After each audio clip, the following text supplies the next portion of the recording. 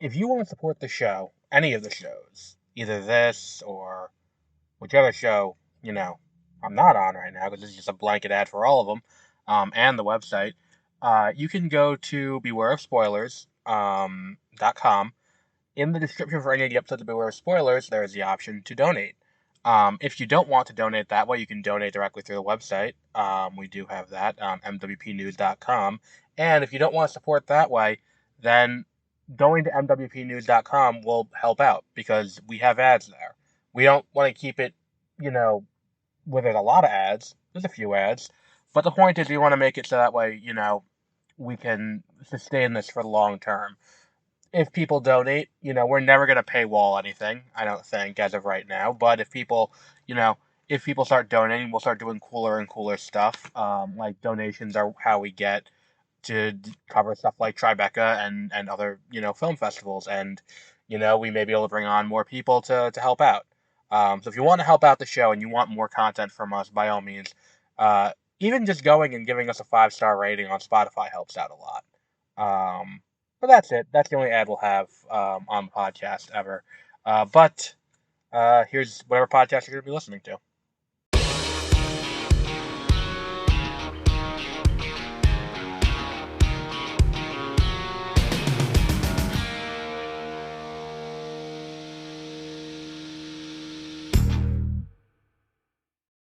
Good morning, and welcome to 30-Minute Reviews. I am Adam. Let's talk economics.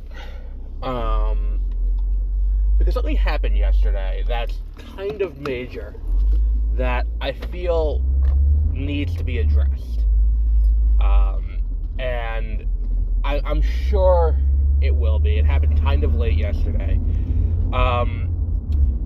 Sony, the I don't want to say multimedia conglomerate. They're a multimedia conglomerate.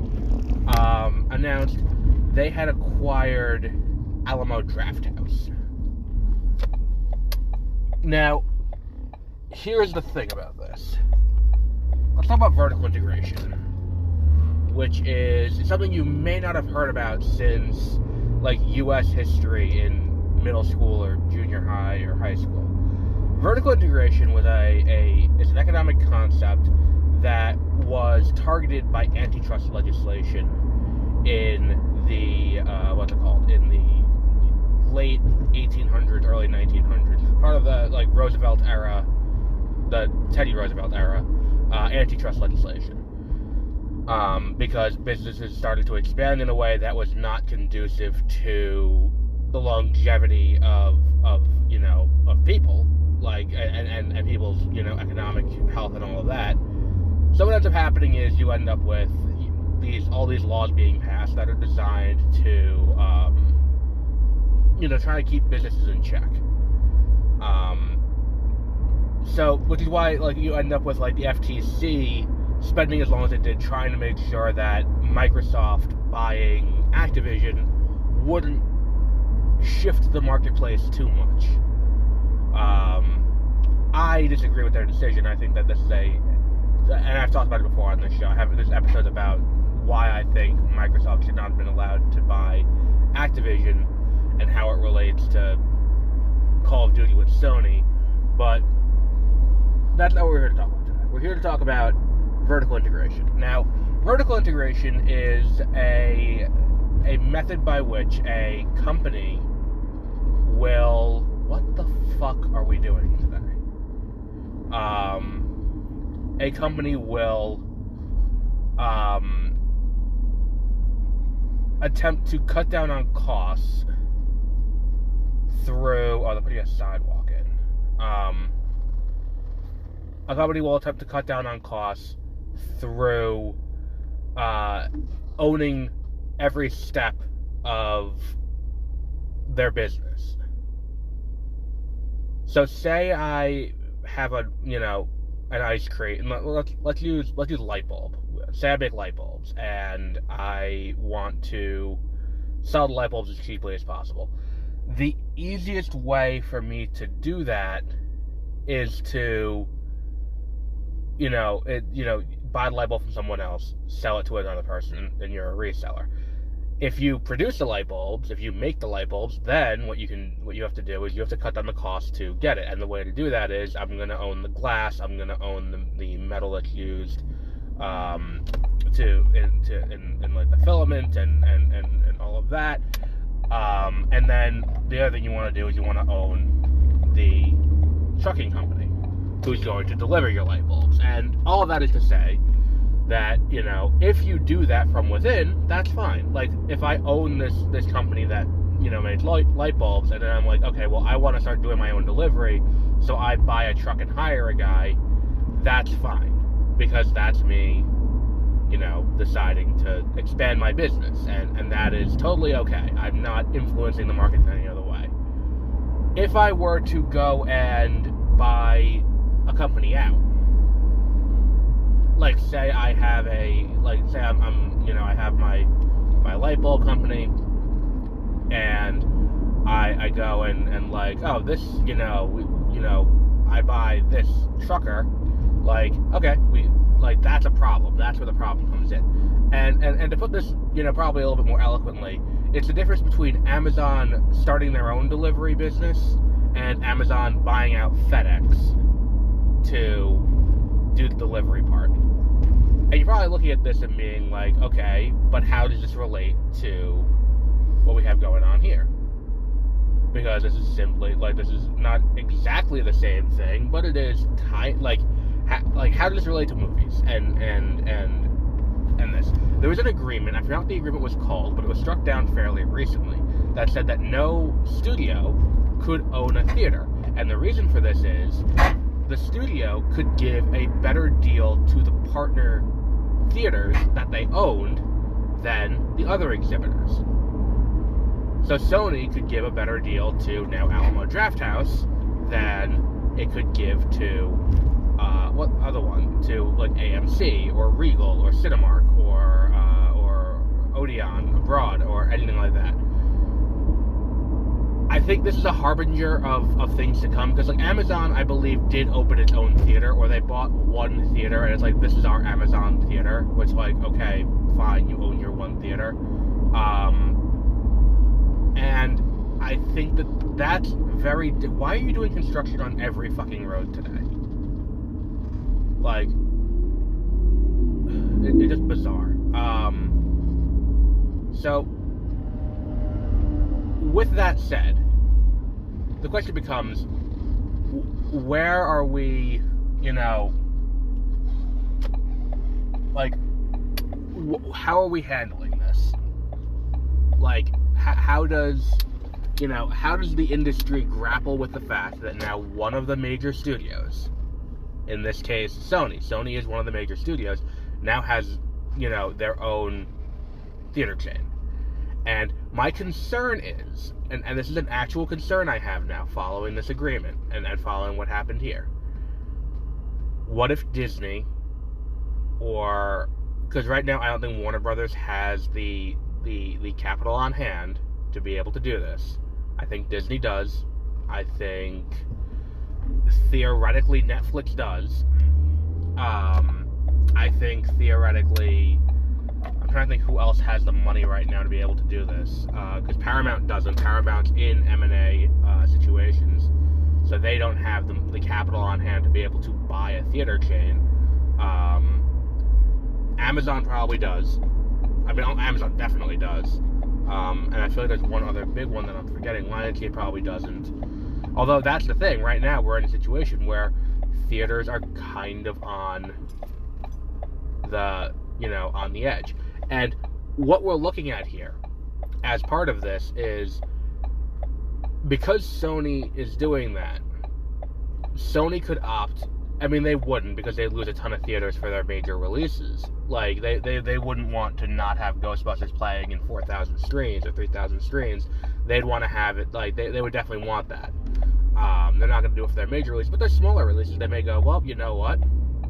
We want to do an Oscar run. We want to get this movie in theaters. So, you know what? We have Alamo Drafthouses in all the major markets. Let's just throw this in there. We can put the cost at whatever we want, because, you know, we know it's a smaller release, so we know less people are going to see it. And the people that will see it may be willing to pay a little bit more. my issue is, what happens when Disney does this? Because AMC's stock is not doing great. And we have the merger and acquisition king at the helm again with Bob Iger. Like, because, let's keep in mind, Bob Iger has owned Disney through the Pixar, not owned Disney, but been CEO of Disney through the acquisition of Pixar, through the acquisition of Marvel Entertainment, through the acquisition of, what's it called? What was the other big one? Lucasfilm, through the acquisition of Fox.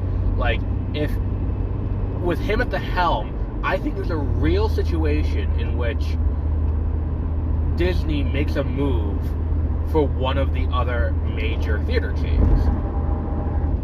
Now that they've seen that, like, oh shit, Sony's doing this? Sony's doing this. And my thing is, I would think the FTC should step in. Because Alamo Drafthouse isn't the biggest chain, but it's big enough, and it has enough markets where it's like, I'm concerned about the state of exhibition as an industry if Sony is, if we're going to have studios start stepping in and being like, okay, we're going to start buying out the theater chains. And again, the rule is, if you open your own theater, that's fine. That's always been the case when it comes to this stuff. If you open, and that's how Amazon has their delivery service. Amazon Delivery is just Amazon deciding to do delivery now. And because Amazon's deciding to do delivery now, you're good. Like, Amazon can do that. The issue only comes in if you're deciding to buy another company out with the intent to use their assets to further your own, further your own means. And that is kind of a little bit of where we are right now with this, and why this is so bad. And look, it's one of those things where it's like, we're talking about industry consolidation all the time. The video game industry has been in a massive contractionary period. Right now, Fox is just bought by Disney. Fox is one of the major studios. Now Searchlight and 20th Century are both subsidiaries of the Walt Disney Company. And that was a $54 million acquisition. $54 billion acquisition, I'm sorry. And right now we have, Paramount. I think Redstone Media or Skydance dropped out of their attempt to buy Paramount. If I read that correctly yesterday, while I was working. But if that's accurate, then what does that mean for Paramount? And then does this put Sony back in play for that, where Sony can now own functionally both of the major ways, or three of the major ways, that people consume movies? So if they own Alamo Drafthouse, that's theatrical exhibition. If they buy Paramount, they get Paramount Plus. So Sony now has a streaming service too that they can put their stuff on without contracting with Netflix, which is their current deal, or contracting with, I think they also contract with Disney, but without contracting with them, they have these major, they have that. And then on top of that, they are the producers of Blu-rays. Like, Disney is no longer producing Blu-rays in-house, they're outsourcing to Sony. I think we're looking at Sony, Sony has kind of been a bit of a sleeping giant when it comes to, the idea of how we're going to deal with these major, when it comes to studios. It's like, look, their movies come out, their movies are not great. Like, it was something I was thinking about when I was seeing Bad Boys for Life the other day, was like, man, it is the 100th anniversary of Columbia Pictures, which is a subsidiary of Sony, Columbia TriStar, and they have one of the worst slates of any studio I've seen in a long time. Because, Bad Boys is fine. It's not great, but Bad Boys Ride or Die, not for life. Bad Boys Ride or Die is fine. You have, Madam Web came out earlier this year. You have Venom 3, which looks like absolute hot garbage. You have, what was the other big one they had? They have Kraven, which may or may not be coming out this year, opening against that new Lord of the Rings anime, coming out in, in December. I feel they have one other huge release that I can't think off the top of my head, and I'm like, man, this is what you did for your 100th anniversary. This is your big victory lap for making it 100 years. And I think the thing is, it's like Sony doesn't really need the movie business. They don't, because they produce tech. They produce the, like, and that's the thing too, is that it's like the other unsung thing about Sony is Sony produces their own cameras and their own computers. So even on the back end, they're making money on their productions. This is a very dangerous situation to put the industry in. And I think this is more of a harbinger of where things could go in the near future.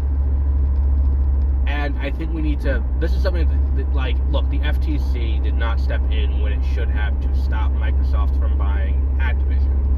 And I will say that from here on. That was a terrible decision. And granted, the biggest issue with that is the negatively impacted party would have been Sony. Because Sony is ostensibly the only competition in that field.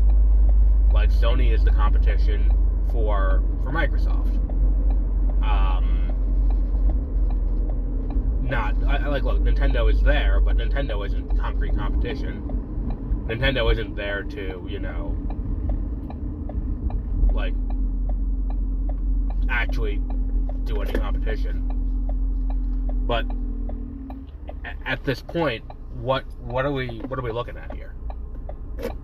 What are we, like, this is, if this goes through, what other, and outside of the film industry is the other big thing.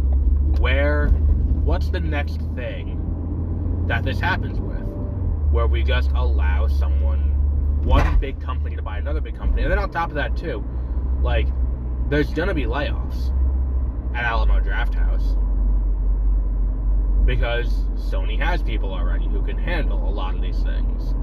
Why do you need Alamo Drafthouse able to do that? And the other huge thing that could be lost here, and I think that this is something that I think is the most important potential loss, is Alamo Drafthouse has kind of been a haven for independent films for a long time. They do distribute their own independent films, Alamo Drafthouse. They will go to festivals, they will find films that are interesting, and then they'll host screenings of them. So Alamo Drafthouse is a good way for an independent filmmaker to find a way to get, to make their way as a, to make a name for themselves. You do a series through Alamo Drafthouse, you're gonna be, you could get attention out of that. And that is something that could fundamentally go away under this. And I guess it is just like, look, Sony could have bought AMC, and I guess it's good that they decided to buy, it's good, quote unquote, that they decided to buy this, but it's just, I'm not super overly inspired with confidence in this decision. I understand why Sony's doing it. I completely understand why Sony's doing it. I do not understand why more people are not. I haven't really looked into it. I don't know if anyone is concerned, but I am gravely concerned for where this industry could go. Because if it's like, look, one of the things that keeps the studios in check is the fact that they need to go to an outside exhibitor to get their movies played. And they have to make a deal with the exhibitor to get their movies played. If they own the exhibitors, they no longer have to negotiate with that party to get the movies released and into the eyes of viewers. Then it's just, okay, well, we'll run it in ours. And then that's the thing, is that it's like, again, we'll use Disney as the example, because Disney has the deepest pockets, and they have so many other things that aren't just their main filmmaking. Say it's Disney, and Disney owns, let's use AMC, because that's the theater I go to all the time. Disney buys AMC. Disney now can can now strong arm Regal into taking a worse deal to play Disney movies. Because worst case scenario, they'll just play it at AMC. And like, look, if we don't make that money and we're making 100% of it, like, you're going to give us, like, 80% of the ticket revenue at your theater. Otherwise, we won't play it. And then it's like either they give it and they're just stuck, or they don't give it. It's like, all right, fine. Well, we get 100% at every AMC location around the country, so go fuck yourself. And then when you don't have the new Disney movie, you're gonna miss out on that revenue, because you're like, let's say you don't have The Mandalorian and Grogu. Let's say you don't have Avengers: Secret Wars. Let's say you don't have Deadpool and Wolverine. Like, all right, fuck you. And I think, look, the same thing kind of applies to Sony with smaller independent theaters. Now, like, your local theater, that's not one of the bigger chains. So I feel like there are a few around here that are like the multiplex. It's not owned by a big thing, but it's like, if they have to negotiate now with Sony to get the movie, and Sony can just be like, well, we want 95% of the ticket revenue, or you can't have the new Ghostbusters movie, or you can't have the new Spider-Man movie, or you can't have the new, whatever big thing Sony has, which admittedly is not that much right now. It's a problem. This is a fundamental problem that, I think the FTC needs to step in and be like, this is something that has potential long-reaching implications, not just with if Sony is allowed to do it now, but the precedent it sets by allowing Sony to do it now, and then have that effect going forward. But we'll wrap up there for today. And until our next episode, have a great rest of your week.